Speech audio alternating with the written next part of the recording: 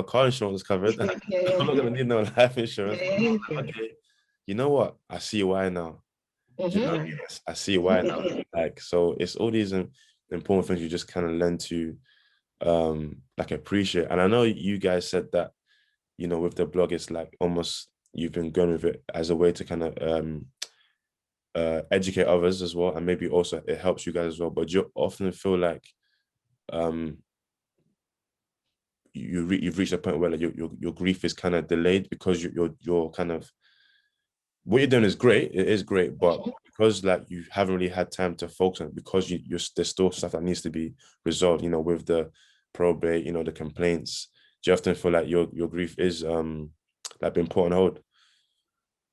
To be honest, even like without the blog, this is just me speaking, I think because of what has happened, definitely just the nature of the circumstances, even if we weren't doing the complaint, like the nature of circumstances of what happened to our dad, that has had a big impact. And so in a sense, like we didn't plan the complaint, but then it feels like if we didn't, what would our life be like? Like we're managing just about now, but if we didn't do it, I feel like it would be a lot worse. I don't know, but I can't say because this is the route that we've gone down. But personally, I feel like it would be a lot worse if we hadn't, because for everything that went on, it's like, you know, we have to try to do something. And it's there. It's not like the complaint, obviously it's a big thing, but it didn't take up as much as our time as the probate did. Like okay, the complaint did.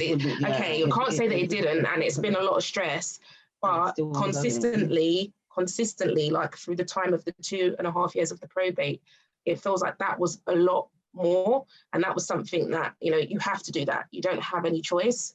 But yeah, I don't know if that makes sense. It definitely is on hold. And like, just as an example, with this latest therapy that I was supposed to be having, I thought I'd applied for bereavement counselling. And then when the session started, she's like, what do you want to speak about? And I was like, oh, okay, well, wasn't really prepared for that because I thought this was bereavement. And I actually said that to her, and she goes, you know, it can be whatever you want it to be about. And actually through those sessions, because I think since our dad passed away with the pandemic, my anxiety is like, you know, it's gone through the roof. So these sessions kind of started being a lot more about that. But it made me realize that I thought I was ready for bereavement counselling, but this session showed me that I'm not. So, you know, it is delayed, and I don't know when or what's going to make that change. I don't know. I don't know for you. I mean, just going on the lines of the counselling, the last counselling that I was having, or therapy, or however you want to put it, it was bereavement counselling, and it was in a group, and everyone would share something about, or if they wanted to, because they didn't have to say anything if you didn't feel you wanted to, and just hearing some of the things, and it just kind of makes you know you're not alone in, even though it's not, everything wasn't the same, you know, everyone passed in different ways and that sort of thing. There was that connection of the grief that you're feeling, and just hearing everyone's stories, you just feel like, wow, this is just, it's a lot. But that stopped because of the pandemic, so I didn't get to finish those sessions. But I did feel that it was helpful in a sense, because it was like everyone, it was kind of like when you have the community and you're sharing what's going on. In terms of being delayed, I would say for myself as well, yes, my grief is delayed, because I can't, like, even saying the word, Yeah, we struggle saying the word. Yeah, we find it even hard to say that even now. And just the fact of, I used to see my dad so much, like every week I would go with my oldest son, and they had such a strong bond and they were so close with each other. And then when it went to the hospital, I'd had my youngest, I just not long had my youngest son, and because of infection and things like that, we weren't supposed to be going to I wasn't supposed to be going to the hospital, especially with my youngest, he was a baby then.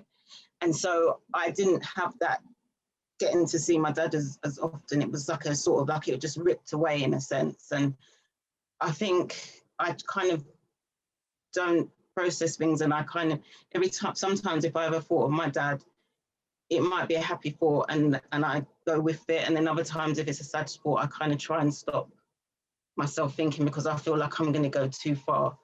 And so in that sense, I think it's delayed in a sense, and it's sort of also, I have to pull back as well. So I haven't got to that point where none of us have fully grieved for our dad yet. No, I would say.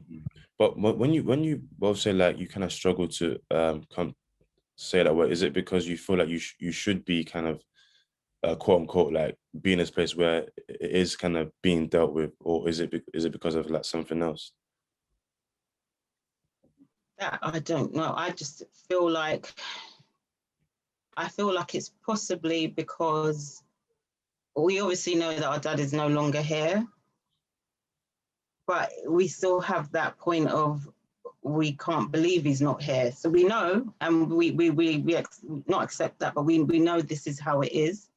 But just when I start having a thought process and I feel like he's actually not here, he's not here. And I just have to kind of, like I said, pull back from that. I've forgotten what you did. No, for me, I think as well, for me, that word, it's like, because the whole experience was so traumatic, it's like things that are associated with it. That's why I find that so hard. I don't know if that really makes sense, but, you know, the whole experience, and as I said, like the way that they let us find out, it's like, it's just, you don't want to be associated with things that remind you of that. Yeah.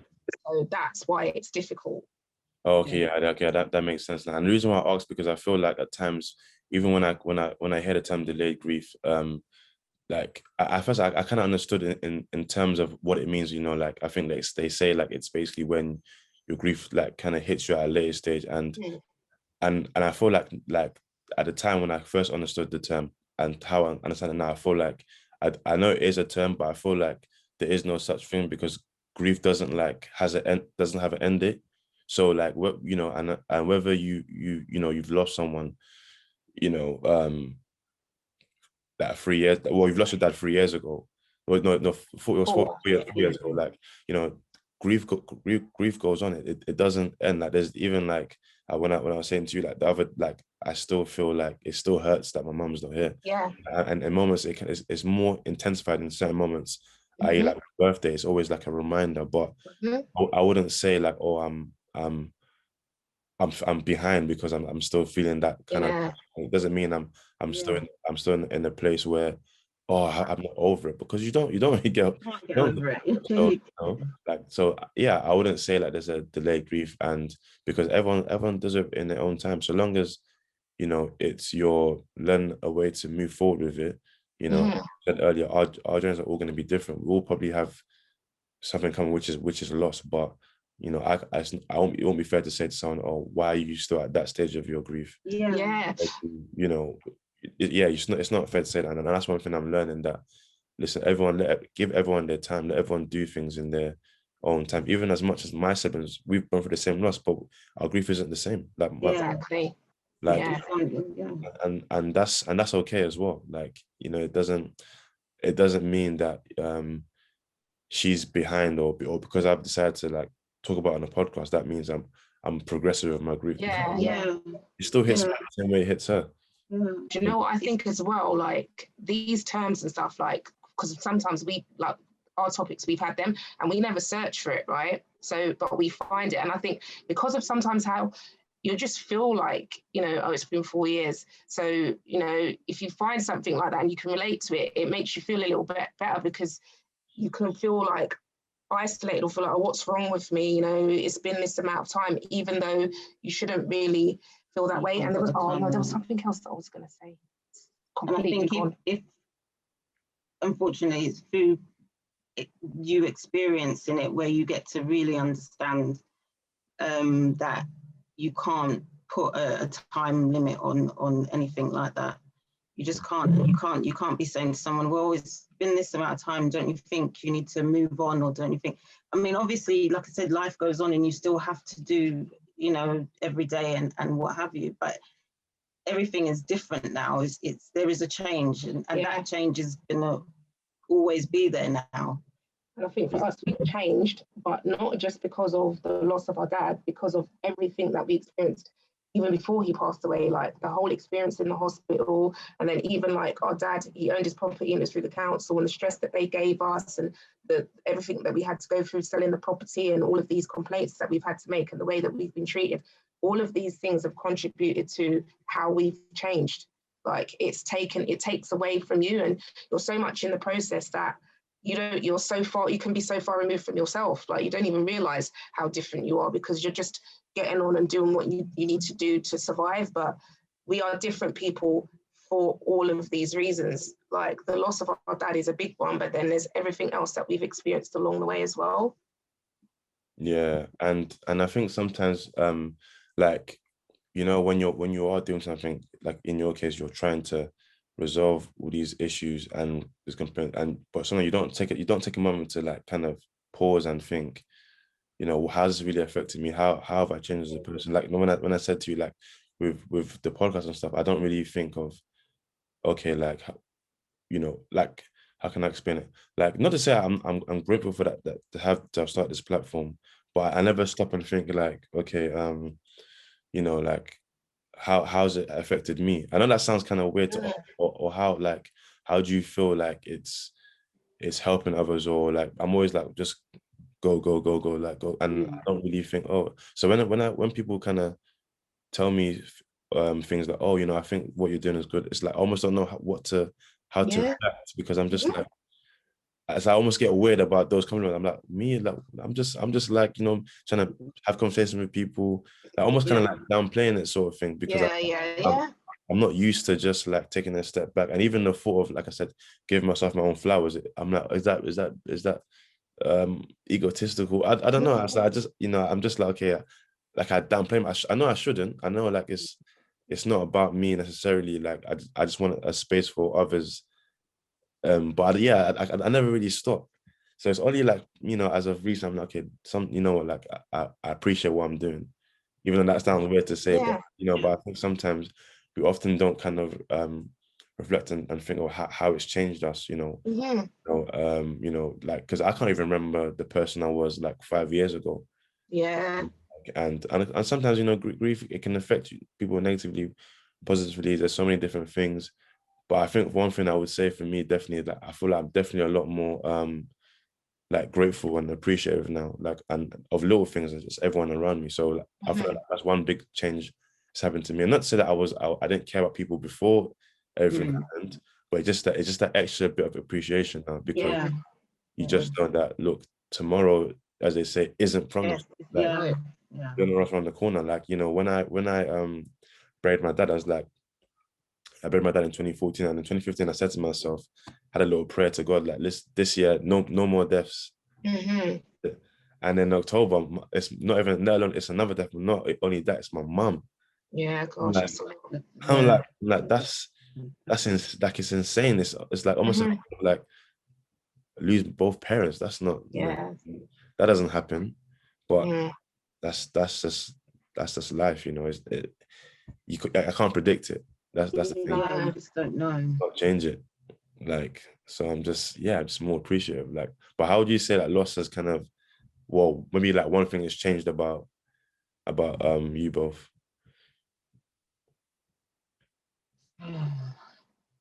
Good, or I mean, well, good. I'm assuming it's gonna be good, but anything it doesn't matter if it's bad. That's okay. That's not a problem. I think, I don't know, it's sort of a weird one, because it's like we appreciate the fact that obviously we feel the way we feel, and everyone else is individual and different, and you have your own way of dealing with loss and you know, going forth in trying to just find a way to deal with it. And I feel like I find it's weird, because with the blog, we find it so, when people share and everything, we're just so humbled, and we feel so like we can understand, and we really understand where they're coming from, even if we don't have the same sort of thing. It still comes down to you know, we've all had our loss. But I find it hard to now, how to approach, like if someone said to me that this person's passed, I find it, I think, harder to to speak with them. And I find that weird, because if I've gone through it now, like really personally, why am I finding it harder? Yeah.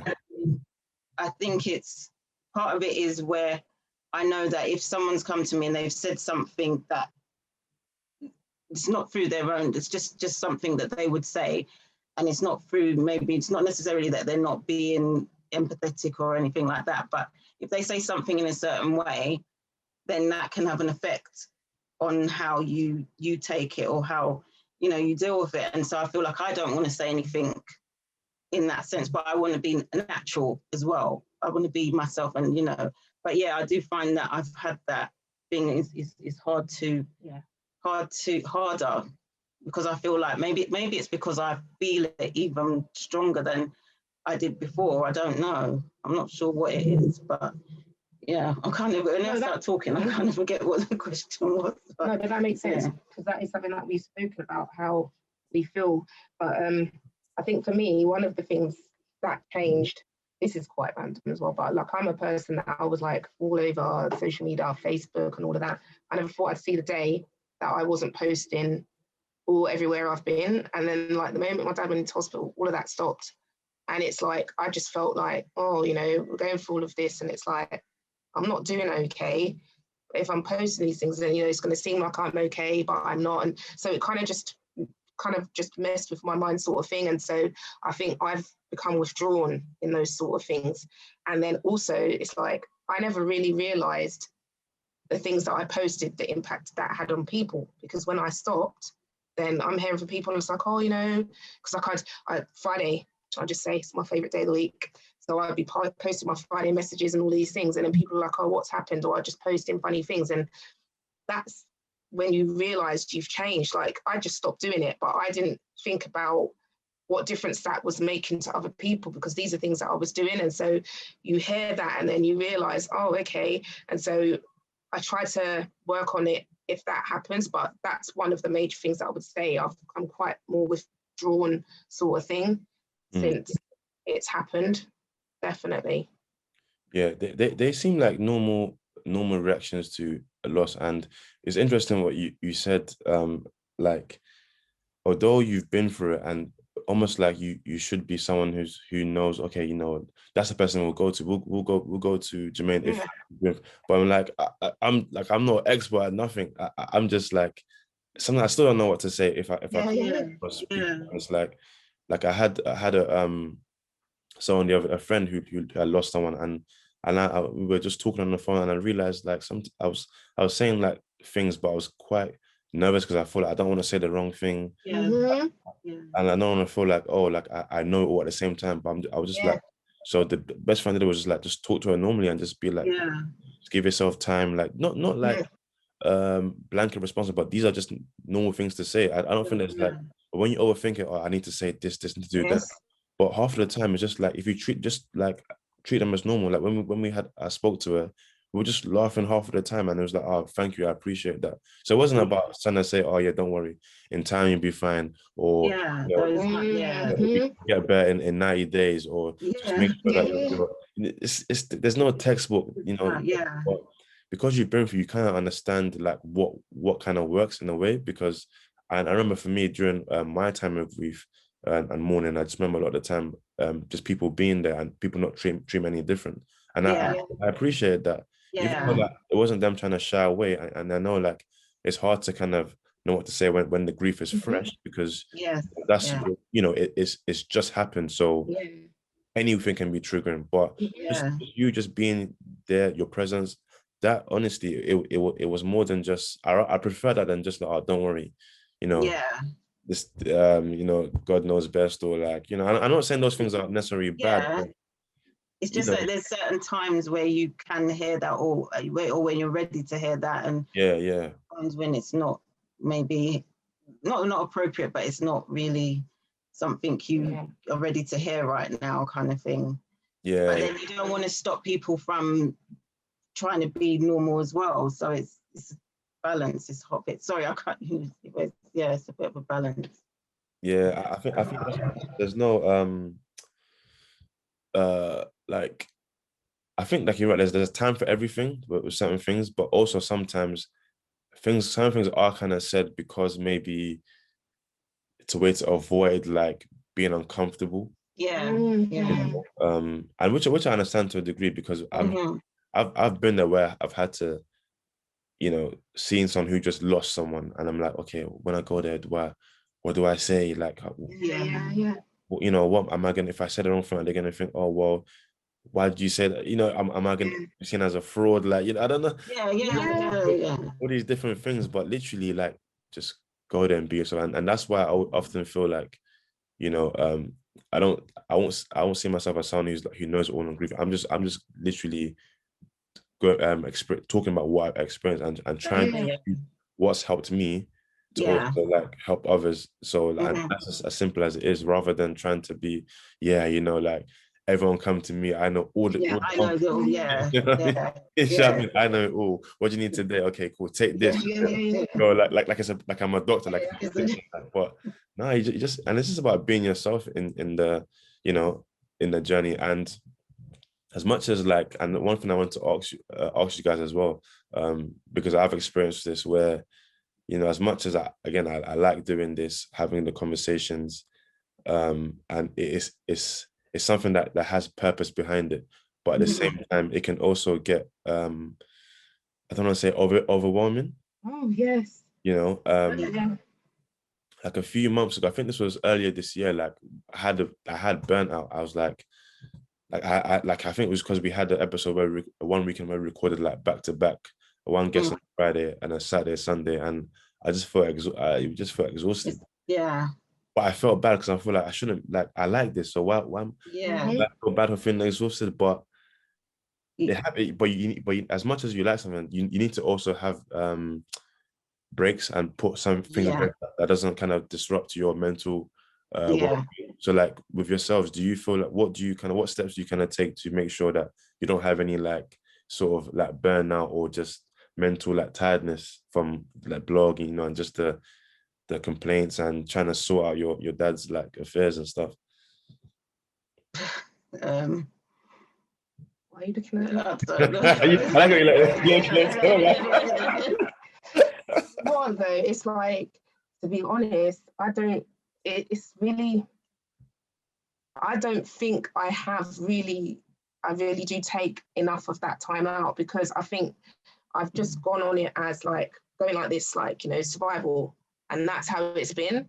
But it's like not even the best way for me. The things that have forced me to stop is if I've got ill, and it's like, because your body talks to you, your body lets you know, and it's like, it gives you the warning signs. It's like, okay, you're not listening, here you go. So I've been forced to stop, and that's not the best way. But in those moments, then, when I'm getting better, obviously I slow down a bit. But yeah, I'm not really good at. Still a work in progress. Yeah. Well, before the pandemic, I used to go away. Okay, yeah. Yeah, before I used to travel. Travel used to be my thing. But yeah, I've done a few like local things because, like, with the pandemic and like my mum shielding, I never realised how much it was affecting me, because I was just going shopping, coming home, and that was it. I wasn't going anywhere. But it got so bad that I didn't even want to go on public transport, and I never realised how much it was affecting me, because I was just doing to protect my mum. So I've got better with that. But yeah, everything is a work in progress. And like things that you were saying, like in the conversations that we've been happening, I was like, oh my gosh, look, it sounds like you're speaking us, like everything that you were saying about how you feel about it, or you're not really sure. And when you hear these things, that's us, like literally. Like when someone says we're doing good, it's like, oh, it's like they're talking to us. It's me, like doing good. Yeah, like, okay, well, I'm just doing this. You don't really know what to say. I've gone off track a little bit, but I just wanted to say that, like, a lot of the things that you've said, we can really relate, because honestly, it's how we feel, like literally how we feel with a lot of things. And I think as well, what I've turned this back to you, but it's fine, man. It's fine. We can go around in many circles. No worries at all, man. Like, another reason why we think that what you're doing is really good, because like, not just with grief, but men, they don't really speak enough about things, health, grief, all of that. And the fact that you're doing this and you're so vocal with it, it's a good thing. It's needed. It's necessary because, you know, there are things that will affect men a lot more. And just the fact that, you know, you shouldn't speak about anything at all, that's the problem. So that's why we feel it's really good what you're doing. Yeah, see, even now, I don't know how to take the compliment. But it's just, I just feel it's like you don't see enough. You really don't. So it's like, wow, this is amazing. So that when we did that topic and he was like referred to, I was like, oh my gosh, it's a man, please, yes, let's hope they say yes. We were really happy because, you know, we don't want to just have one aspect because there's not, you know, grief has got so many different umbrellas, but then it's different for everybody, you know, even twins, you know, but, you know, to have a male and female perspective, you know, it's really good. Yeah, and it's weird because when I hear that, I do like, I'm thankful for it. Like, and I remember it's kind of what we heard similarly when we first started the podcast. Oh, like there's men in this space too. Like there's a lot, and I was like, I didn't know that. I just thought literally maybe like again, I didn't know there was a grief community, but having it, I didn't know that it was so dominated by women, which is not a bad thing. It's not, you know, but I genuinely thought, yeah, maybe there are other men who kind of you know, like are doing things. And to be honest, I think I know of a few now, but at the time I didn't really see a lot of men also sharing their grief. But one thing I would say, it does kind of make me feel encouraged and motivated when I see other men doing about it. I do feel like, okay, like if I'm talking, surely if other men are talking, surely that's not a bad thing, right? Maybe that's it's not so much of a thing. Oh, you know, we can't be too emotional and you know, like, but yeah, it's something I've just managed to, I've enjoyed doing. And I think if I wasn't in the right headspace, if I always constantly thinking of, oh, because I'm a guy, I can't say this and that, then I don't think I'll be able to, you know, like be able to be comfortable having conversations. And, you know, so I've kind of got over that thing of, oh, you know, I'm a guy, so maybe I don't talk, because I've always been expressive. I've always been someone that wanted to somehow share something and help people with something another way, but I just didn't know it would be through. I didn't know it'd be you know, grief, but you know, again, like, here we are, and that's the bittersweet the bittersweet thing. I'm sure it's probably the same with you guys as well, because you don't wish, I mean, I wish I was in this position, but just without all of the you've got all the grief. And I don't know, and this is not necessarily kind of like a grief, it can be grief related, but it's more of like a maybe like life sort of thing. But I don't know, but do you often feel like we often have to go through, and when I say us, I mean people in general have to go through life-changing things in order to like maybe become like our true selves? Or do you feel like it's just that's not really the case? If people can just be that, become who they are, or destined to be, without the hassle of pain or like hardship and stuff? Well, I think it can be both ways, but when it's something like what we're doing, I feel like it's what happened to us that has led us to this, because it's not something that we ever would have thought of. It's not something that was in our trail of thoughts or anything. And so what we've gone through, but then also I think it's a lot to do with our parents and the way we were raised and their beliefs is another reason why we're doing this, because, you know, it didn't feel right to go through all of this not knowing when you're dealing with something so big and not try to share it. Because like our dad, he was a member of many committees, and like for his local council, he got grants for the local council, so it would help, like, you know, youths not being on the streets and things like that. And, you know, he was from Barbados, and before he left, one of the things that he was responsible for was helping like the beaches, not all of them to be private beaches. So this was the kind of person he was. And our mum, our mum, she's a retired nurse, so she's used to caring for people. So I think all of that, but even still with that, this is not something that was in our mind. So if this never happened, we wouldn't be doing this. That's the thing that we think about. It's like, oh, this is really nice to be a part of this, but then it's like, but when you remember why you're doing it. Yeah, so it kind of still stands down from your parents, basically. Like because those values they've had, it still kind of trickle down to you guys. So in a way, like you still be doing something to help others. Yeah. If it wasn't grief, but either way, so you still be doing it either way. But because, you know, they had those values, So it's kind of like it's already kind of innate in you guys, and but it brought it out. And I think so, go on. No, go on. No, just because of the questioners, it's like, you know, do you think that it's because you go through something, or could you be like that anyway? Because I was having this conversation with someone quite recently. I was like, it's just, you know, just for example, Tina Turner and how things turned out for her, you know. So that's another example of, you know, would she have come to that sort of fame sort of thing? So I think it really just depends. Yeah, I think it is a lot to do with our parents and how they brought us up, and how, like, we naturally have always been caring people anyway. Like, we always want to try and help in some way and things like that. Not trying to, you know, I just think we just naturally have that in us. And I think, so yeah, we possibly could have gone, there's no way to know whether or not, but we possibly could have gone down some sort of route. But obviously this has brought it to the forefront, and this is where we are, kind of things. Yeah.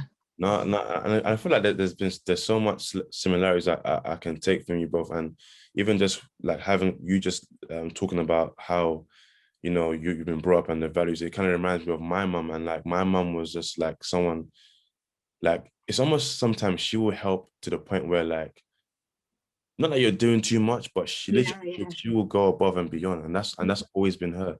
Even just like because the thing with my mum, like she had sickle cell. Okay. And like with sickle cell, stress, you know, stress can easily bring about what it like a crisis or pain. But with her, she's like, somehow I feel like what are you doing? Like she'll just like do so much stuff and be so supportive for other people, to the point where it's like she knows that this might be okay, it might affect me, but I need to support these people. Like I remember there was one time, so we have a family friend who plays football, and so she and my aunt and my uncle, so hit the family friend's parents, they had gone down to Birmingham to watch him play. This was like middle of January, so it was like blitz, freezing. And I don't know why, but she took this like a jacket, but it wasn't, I can't even call it a jacket because it wasn't even, it can't even keep you warm. But anyway, she went down there to see him play, and I think that night, no, the next day when she had got back, she was like in serious pain, and I've never seen mom in so much pain before. Like she was having a crisis because it was really cold, and I can trigger those stuff. But like, for her, like she knew that, she was aware of that, but she was like, no, I want to go and show support. You know, and like, and then when we had the memorial service like in 2015, like a service of songs and stuff. So people were paying like tributes and stuff. So the family friend at the time, he must have he dedicated one of his goals to my mum, and I think he had like what did he say? I think it was like the post-match interviews that that goal dedicated to so and so, you know, because she's always used to come to watch the games and like that, you know, and even just other people where like she's helped them, you know, like when she goes back home, she would like be traveling to miles just to go and see someone who's having a party or wedding. Like she's always just doing a lot and putting herself last. And as much as like I want to be selfish and say I wish she didn't do it. Well, not that I wish she didn't do it, but I wish that she didn't do it to a point where it affected her health so much. I want you to look after yourself first, but that was her nature. So I feel like in that respect, I kind of see myself in my mum, because I'm always like okay, now, like I want to just make sure everyone else is good and make a good lot. And even though sometimes it's to my detriment, and that's something I need to learn to kind of do better. But that was her in a nutshell. And you know, she's always like, despite what she's going through, she'll find she'll find a way. Like you know, so yeah, so it's kind of bittersweet to know that. And you know, and I think in some cases I'm a bit like that as well, where like, you know, I'm just always want to make sure everyone else is good. You know, put myself last. So like, yeah, so that's one thing that I admire about her, you know. But yeah, it's just bittersweet, you know? It is, yeah. Because again, I wish it was like, this wasn't the case. I wish it wasn't a thing where like I'm talking about her like, you know, in past tense, or like I'm talking about her, she's not here. And that's the thing sometimes, like it's just about when I go back to this conversation of giving people their flowers. like with my mom, I wasn't the sort of son where like we kind of sat down and have heart to heart. My thing was more like, what do you need? I'll do it. That was my way of showing love, like more like acts of service sort of thing. Yeah. It wasn't really like, emotions. Not to say not to say I didn't love her, I did, but that's just how I expressed it. But I'll be honest, a part of me did wish I was a bit more, like a bit more like, oh, I love you, mum. Like, I get what you mean. a bit more. I was always different. So you know, in that sense, like you're saying that, because it's like, the saying actions speak louder than words. And so you, like as you're saying, you showed that, and your mum would have known that. Yeah, definitely. From what you're saying, your mum would have known that. 100%. 100%. And I do get you saying that you would have wanted to be able to say, but I feel like, I don't know, I can't talk for you because obviously that's how you feel, but I just feel like she would have known that, definitely. Yeah, like, do you have, I mean, in terms of your love languages with your like parents, what was sort of your love languages? Like acts of service, more like words, or like just like what would you say yours were? Gosh, it feels like I just really. Could be all of them. It could, yeah. Well, I didn't really do that. But for you, it's like, as you were saying, you was at dad's a lot because our parents were divorced. So we were living with my mum. For me personally, I feel like I could have, like, I spoke to my dad a lot, but I didn't go there as much as my sister did. So I feel like, it's splitting the time. I feel like, oh, did I do enough? Did I show my dad enough? Whereas you was there a lot more than I was. That's how I feel. My sister says, no, it's not like that, but that's how I feel. I think in terms of, I mean, I don't think I would say to Dad, I love you. I don't think it wasn't sort of vocal in that way. It'd be like hugging, a kiss, kiss, like we would like in that sense. I don't think we ever really said it, and I don't think my dad wasn't. No. So he just showed it in a sense. Our birthday cards, just the things. You know what? The fact that we were really close. Like our mum and dad, they divorced when we were really, really young, but he was, and like we didn't really know my dad's family because none of them were here really. But even though they divorced when we were so young, he was a part of our family. Like he was in our family, and everybody knew him. On my mum's side, on my mum's side, And like what you were saying, you feel like acts of service. I think that was me as well. Like I'd do my dad's shopping or whatever, just things like that. So it was more like that, I would say. And then like I'd choose a day and just go down there with me and my mum. We'd go down every day, I mean on a certain day every week. So those were the sort of things that I tried to do. Yeah, it was more shown than actually saying those actual words. It was more shown in everything that we did and how close we were. Like even with my mum and dad, even like saying they were divorced, it was kind of like they were still together, but they just lived apart kind of thing, and they got on so well. Because all of like when we were doing stuff like family things, if my dad weren't there, they'd be like, "Oh, where is he?" And like that's the levels that it was, sort of thing. So he's very much part of our life still. Yeah. You'd say the same with your mum as well. Do you have the same love language with your mum? Yeah. Yeah, I think it is a bit. Yeah, I mean, you might say it on like very occasional, but not really. It's just all about just being close, hugs, kisses, things like that. It was not really, we don't actually physically say it. I don't think, when you stop and think, no, I don't think we do. It's just sort of naturally saying it. I mean, sorry, like just being hugging, that sort of thing, closeness. It sounds like the way you sounded like hugging. No, we don't do that. You're like, nah, I don't really like. And it's weird because I like with to be fair, I don't really remember much.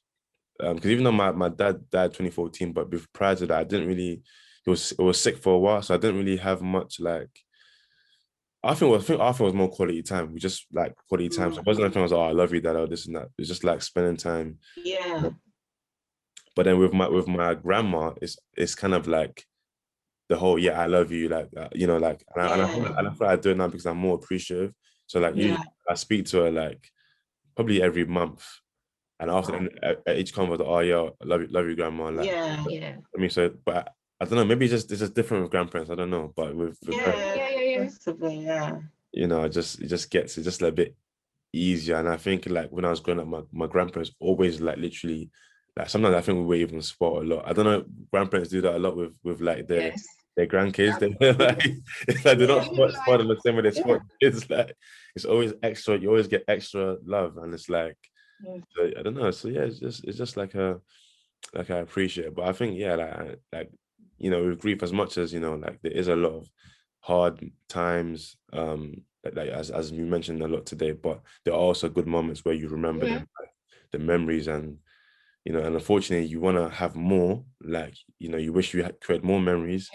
You know, but yeah, it's just tough, especially like I don't know, like especially around this time of the year where it's just like you know, like Christmas and you know, I'm not like a Scrooge or nothing, but I'm just like some years I'm like, you know, I just can't really be asked with it. Yeah. What's about the turkey? I don't like if it runs out, like I'm not, I mean, but it's just because you just know like it's never gonna be the same.